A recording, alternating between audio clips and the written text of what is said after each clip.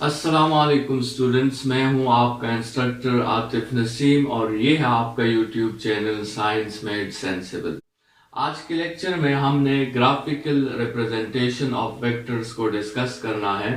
हमने इसका मेथड पढ़ा था कि graphically a vector is represented by a line with an arrowhead. Graphically हम वेक्टर को किस तरह रिप्रेजेंट करते हैं, हम एक लाइन ड्रॉ करते हैं और उस लाइन के ऊपर हम एक एरो हेड लगाते हैं और हमने डिस्कस किया था कि the length of this line will show the magnitude of that vector and the arrowhead of this line will give us the direction of that vector. Let's suppose आपके साथ दो vectors हैं, forces हैं F1 और F2 और दोनों आपको symbolic form में given है, numerical form में given है। हमने इन वेक्टर्स को ग्राफिकल फॉर्म में कन्वर्ट करना है, मतलब हमने इन वेक्टर्स को ड्रॉ करना है एक 2 डायमेंशनल कोऑर्डिनेट सिस्टम में। ठीक है, तो F1 की वैल्यू हमारे साथ है 100 न्यूटन एंड F1 की जो डायरेक्शन है that is making angle 45 with x axis. F2 जो है उसकी मैग्नीट्यूड है 200 न्यूटन और उसकी डायरेक्शन है 60 डिग्रीज विद एक्स एक्सिस। अभी जैसे हमने कहा कि वी विल ड्रॉ लाइन, तो सबसे पहला प्रॉब्लम इस ग्राफिकल रिप्रेजेंटेशन में ये है कि यहाँ पर फोर्स जो है वो मेजर हुआ है न्यूटन में और हमने लाइन ड्रॉ करना है, तो हम 1 न्यूटन का लाइन तो ड्रॉ नहीं कर सकते। लाइन अगर हमने ड्रॉ करना है तो इस रीजन को देखते हुए हमारा जो यूनिट होना चाहिए वो सेंटीमीटर होना चाहिए। ठीक है, हम सेंटीमीटर्स में लाइन ड्रॉ करना चाहते हैं, लेकिन यहाँ पे आपके साथ न्यूटन है, न्यूटन में हम लाइन ड्रॉ नहीं कर सकते। तो एक लिमिटेशन हमारे साथ ये है कि न्यूटन का लाइन कैसे ड्रॉ करें, और इस लिमिटेशन से जो है बाहर निकलने का तरीका ये होगा कि किसी तरीके से हम न्यूटन को कन्वर्ट कर सके सेंटीमीटर में। ठीक है, ये मसला हमें हल करना होगा बिफोर ग्राफिकल रिप्रेजेंटेशन। इस न्यूटन को हमें सेंटीमीटर में कन्वर्ट करना होगा। लेट्स सपोज हम इस सपोजिशन में कामयाब हो जाएं और हम न्यूटन को सेंटीमीटर में कन्वर्ट कर दें, तो दूसरा मसला ये होगा कि आपके साथ ये 100 सेंटीमीटर और 200 सेंटीमीटर इस कोऑर्डिनेट सिस्टम पे आप ये ड्रॉ नहीं कर सकते, ये बहुत बड़ी लेंथ है, तो आपको जो है पेज पर इतना स्पेस अवेलेबल नहीं होता कि आप 100 सेंटीमीटर या 200 सेंटीमीटर की लाइन ड्रॉ कर सके। तो दूसरा मसला ये है कि ये वैल्यू जो है ये बहुत बिग वैल्यू है और हमने इस बिग वैल्यू को कन्वर्ट करना है एक स्मॉल वैल्यू में, इतनी स्मॉल वैल्यू में जो आप आसानी से इस कोऑर्डिनेट सिस्टम पे रिप्रेजेंट कर सकें। तो इन दोनों इश्यूज को हमने सॉल्व करना होगा, तभी हम किसी भी वेक्टर को ग्राफिकली रिप्रेजेंट कर सकते हैं। इन दोनों इश्यूज को सॉल्व करने के लिए हम एक सपोजिशन प्रोसेस करते हैं, एक इमेजिनरी प्रोसेस करते हैं, हम एक सपोजिशन कंसिडर कर लेते हैं and that process is called scale. ठीक है, हम स्केल लेते हैं और स्केल में लेट्स सपोज अगर यहाँ आप देखें, let's suppose I considered a scale that 20 newton is equal to 1 centimetre.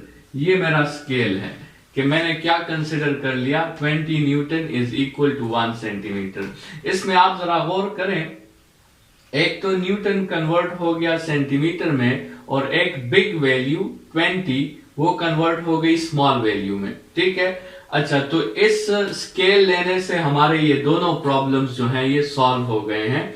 याद रखें कि 20 न्यूटन 1 सेंटीमीटर के कभी भी इक्वल नहीं होता हमारे फिजिकल रियल वर्ल्ड में, ना तो न्यूटन सेंटीमीटर के इक्वल है ना ही 21 के इक्वल है।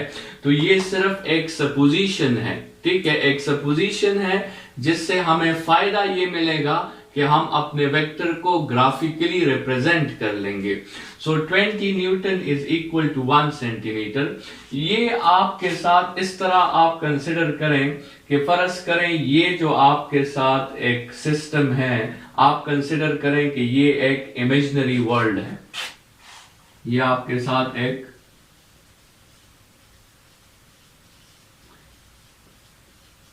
इमेजिनरी वर्ल्ड है और इस इमेजिनरी वर्ल्ड का आपके साथ एक डोर है और उस डोर पे लिखा गया है 20 newton is equal to 1 centimetre. मतलब इसका यह होगा कि इस डोर से बाहर अगर 20 न्यूटन का फोर्स होगा तो वो 20 न्यूटन का फोर्स जब इस डोर के अंदर आएगा इस इमेजिनरी वर्ल्ड में, तो वो 20 न्यूटन का फोर्स कन्वर्ट हो जाएगा 1 सेंटीमीटर के लाइन में। ठीक है, तो अगर इस डोर से आपके साथ ये F1 इंटर होगा, अगर इस डोर से आप F1 को इंटर करोगे तो F1 के लिए फिर आपने जो है अगर 20 न्यूटन 1 सेंटीमीटर के इक्वल है तो 100 न्यूटन आपके साथ 5 सेंटीमीटर की इक्वल हो जाएगा। मतलब F1 को रिप्रेजेंट करने के लिए आपको 5 सेंटीमीटर की लाइन ड्रा करनी होगी।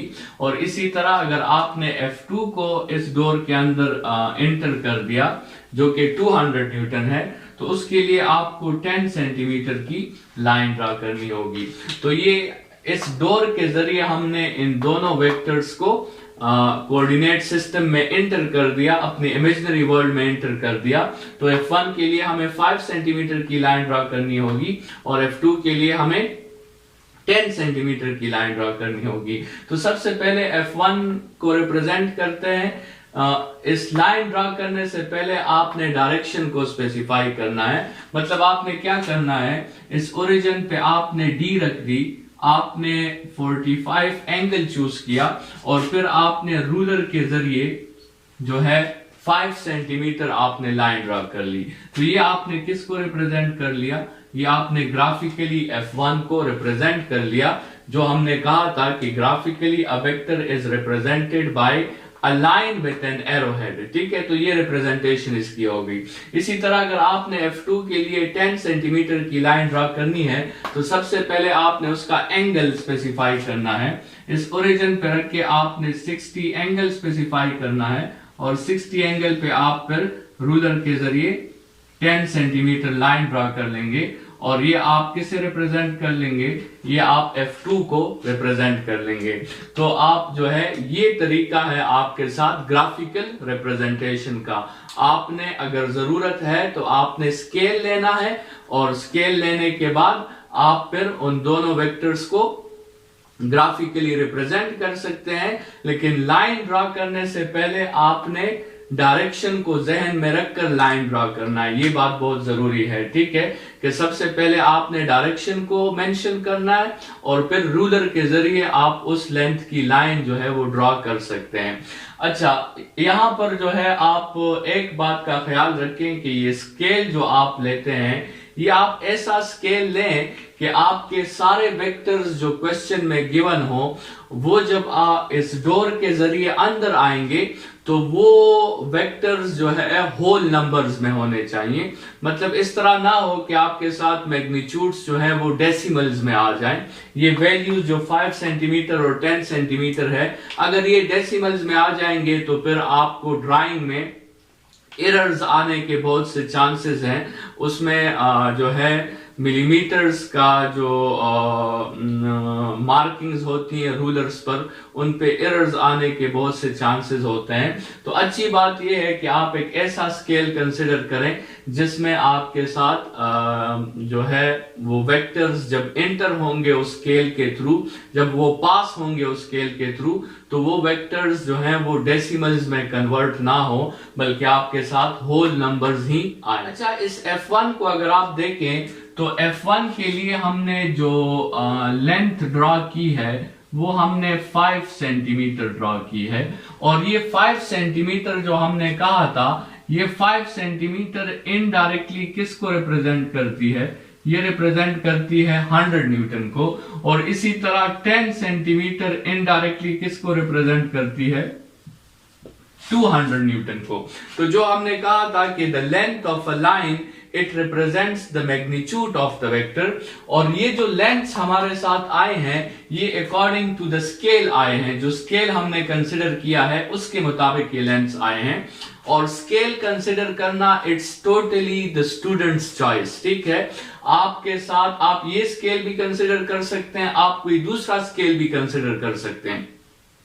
उस दूसरे स्केल के मुताबिक हो सकता है कि ये लेंस आपके साथ 5 और 10 ना हो, लेकिन फिर भी वो लेंस 100 और 200 को ही रिप्रेजेंट करेंगे अकॉर्डिंग टू दैट स्केल। मतलब अगर आप जो है लेट्स सपोज ये स्केल कंसिडर करते हैं कि 10 newton is equal to 1 centimetre, तो ये भी आपके साथ एक स्केल है और इस स्केल के मुताबिक आपके साथ 10 सेंटीमीटर जो है इट विल रिप्रेजेंट 100 न्यूटन और 20 सेंटीमीटर will represent 200 न्यूटन, ठीक है।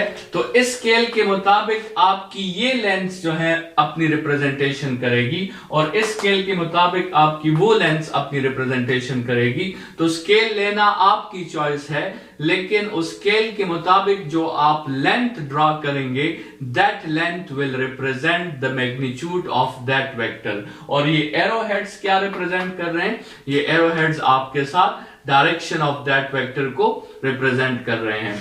अच्छा, जैसे हमने कहा कि ये एक इमेजिनरी वर्ल्ड है, आपने इस पे वेक्टर्स को रिप्रेजेंट किया, आपने ग्राफिकल एनालिसिस की।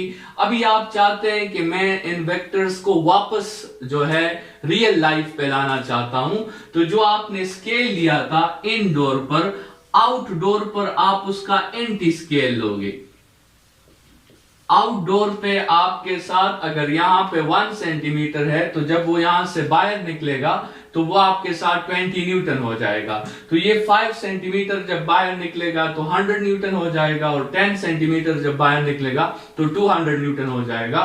तो इमेजिनरी वर्ल्ड से बाहर निकलते आपको वापस ये दोनों फोर्सेस मिल जाएंगे। लेकिन इस इमेजिनरी वर्ल्ड में आपने क्या किया?